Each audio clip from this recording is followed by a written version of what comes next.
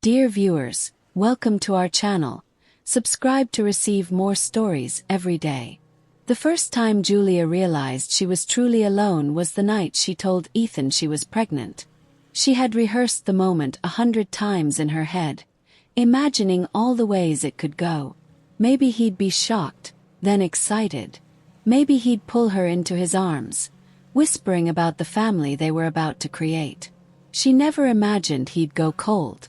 Ethan sat across from her at the dinner table, a fork frozen halfway to his mouth. His blue eyes, so clinical, so precise, blinked once, twice. The warmth drained from his face, replaced with something unreadable. Then he set his fork down, folded his hands together, and exhaled. "This isn't good, Julia." His voice was steady, controlled. Julia's stomach turned. "Ethan, we agreed we wouldn't have children." Her pulse pounded in her ears. "No, we didn't." He had mentioned it offhandedly once, early in their relationship, about how children weren't ideal for people in their field.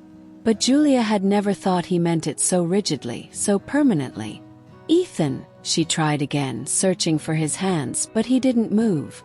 "We can do this together. We're married. This is our baby."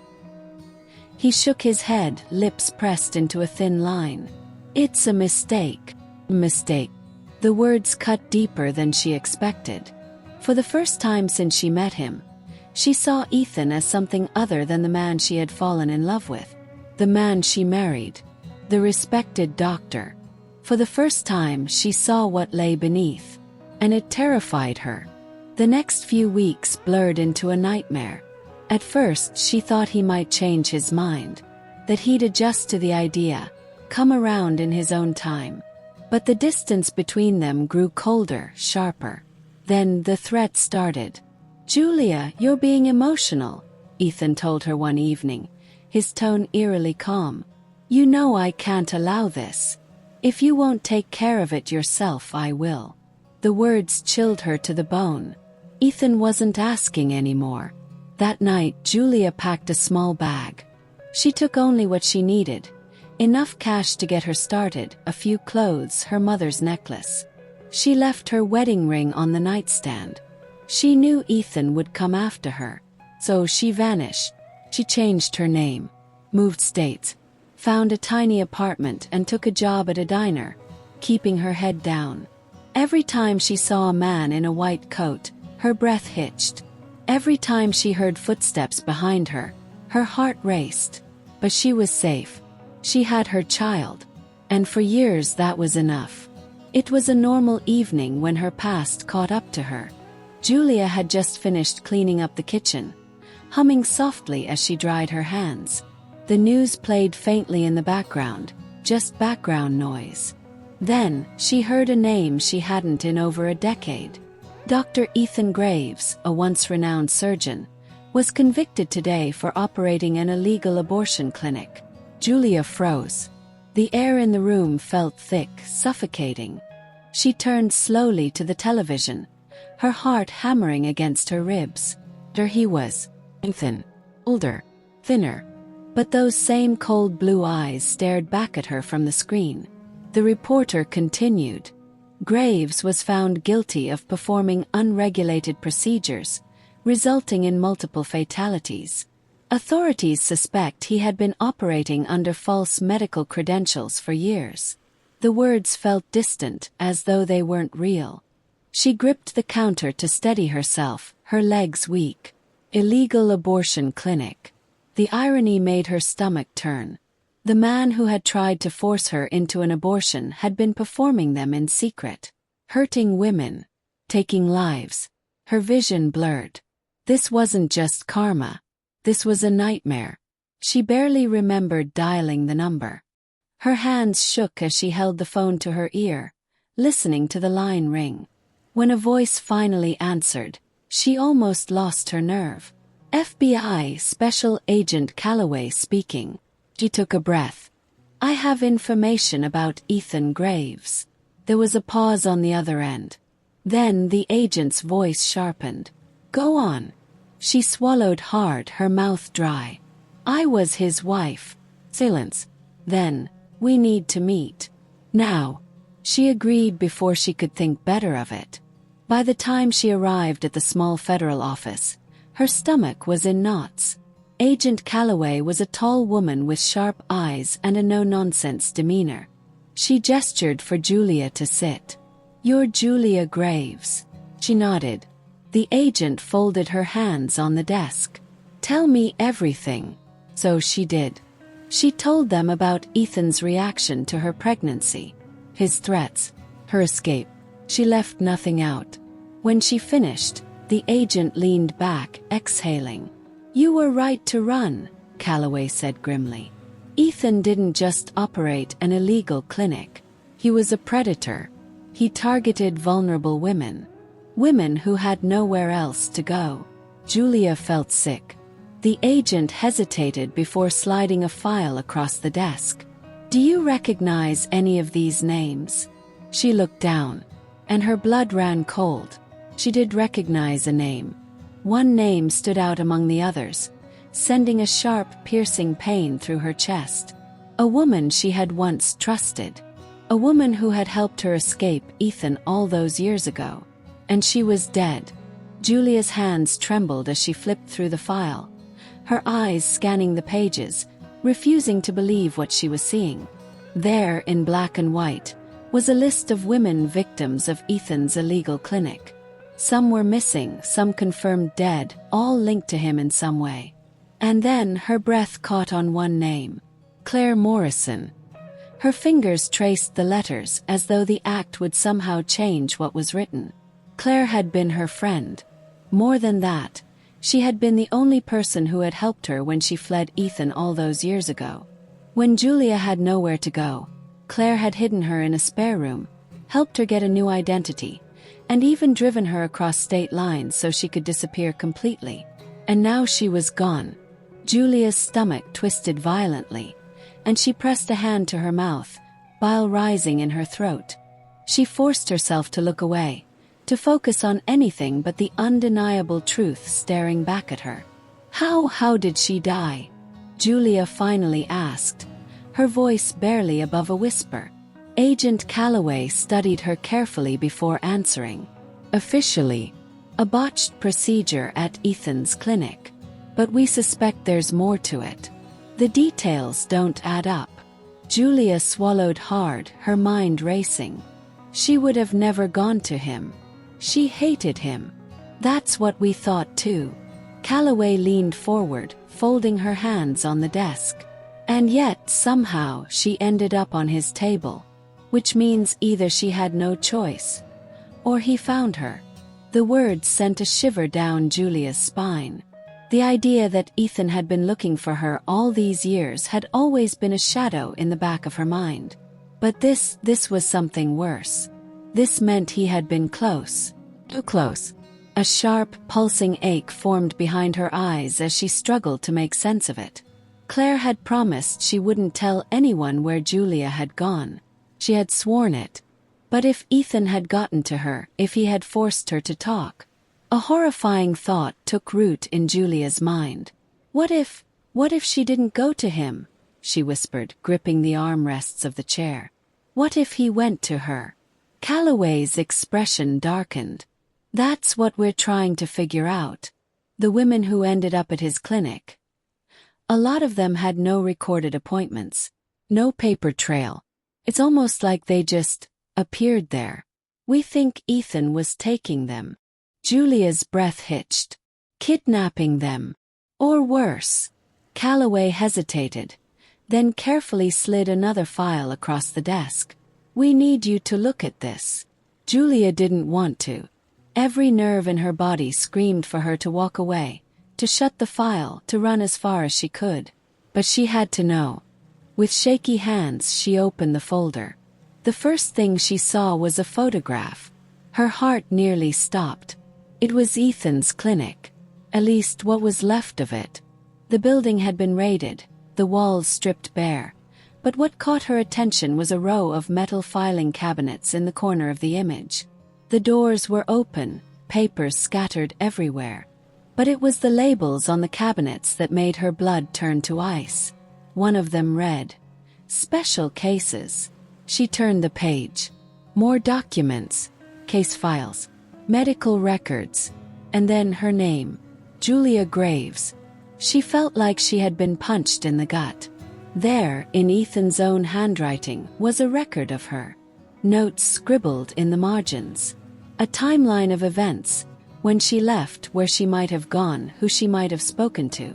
He had been tracking her. She clutched the file so tightly her knuckles turned white. Calloway spoke, her voice steady but urgent.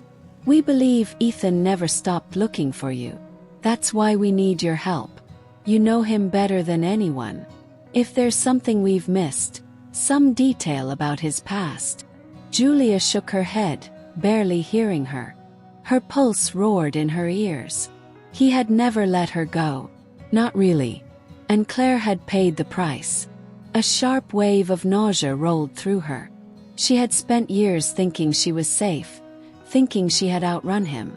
But all that time he had been right behind her, waiting for the moment she would slip. The room felt suffocating. Julia forced herself to stand, gripping the edge of the desk to steady herself. "I need air," she choked out. Calloway nodded. "Take your time." Julia barely made it outside before the panic hit. Her breath came in sharp, uneven gasps. She pressed a hand to her chest, struggling to keep herself from falling apart. She had to get it together. She had survived Ethan once. She could do it again. But as she looked out into the dark streets, one terrifying thought settled deep into her bones. If Ethan had been watching her all these years, then who was watching her now? She didn't sleep that night. Instead, she sat at her kitchen table, staring at the folder Calloway had let her take home. The pages were a mess of official reports, autopsy files, and scattered notes. Each detail painted a more horrifying picture of the man she had once loved. Ethan had been more than a doctor performing illegal abortions. He had been running a full-scale operation, one that stretched farther and deeper than anyone had realized. Dozens of women had disappeared after coming into contact with him. Some had been found buried in shallow graves, their bodies barely recognizable. Others had simply vanished. Julia clenched her fists. She should have spoken out years ago. She should have warned people about who Ethan really was. But she had been too afraid, too consumed with keeping herself and her child safe. And now, because of her silence, more women had suffered. Her grip tightened on the papers. No more. She would make this right. Even if it meant facing the monster she had spent her entire life running from. Julia wasn't naive. The moment she agreed to help the investigation, she knew she was stepping into dangerous territory. Ethan was behind bars, but his reach had always extended far beyond what anyone could see. She spent days combing through the files, piecing together what the FBI had uncovered. The deeper she dug, the more horrifying it became. Ethan hadn't just been running an illegal abortion clinic. He had been selecting women. The files showed patterns. The women who disappeared all had something in common. They were vulnerable, isolated, with no one to come looking for them. Some had been coerced into seeking his services, while others had simply vanished after crossing his path. And Claire had been one of them. Julia stared at her friend's name, grief pressing against her chest like a weight she couldn't lift. She wanted to believe Claire had gone to the clinic willingly, that maybe she had made a mistake, trusted the wrong person and paid the price. But in her gut she knew better. Claire had helped her escape. She had known Ethan was dangerous, which meant one thing. Ethan had come for her. The thought sent a sickening shiver down her spine. Had he tortured her for information? Had he used her to try and find Julia? She swallowed the bile rising in her throat. There was only one person who had the answers, and he was waiting for her. She sat across from Ethan in a cold, windowless interrogation room. Even in prison scrubs, he carried himself with the same eerie composure. His hair was neatly combed, his posture straight. The only difference was the hollowness in his cheeks, the slight shadows under his eyes. For a long moment, neither of them spoke. Then Ethan tilted his head, a slow, measured movement. "I knew you'd come." Julia's fingers curled into fists under the table. She refused to let him see her flinch. Ethan studied her, his blue eyes scanning every inch of her face. "You look good, Julia. I always told you motherhood suited you." A chill crept up her spine, but she ignored it. "Why did you do it?" she asked, voice steady. His lips curled into something resembling a smile. "You'll have to be more specific." She shoved the file toward him, flipping it open to Claire's name. "This, or the others. Did you really think you could get away with it forever?" Ethan barely glanced at the papers. Instead, he leaned forward slightly, resting his forearms on the table. "What I think," he said softly, "is that you're still just as stubborn as you were all those years ago." Julia's nails dug into her palm. "You killed her."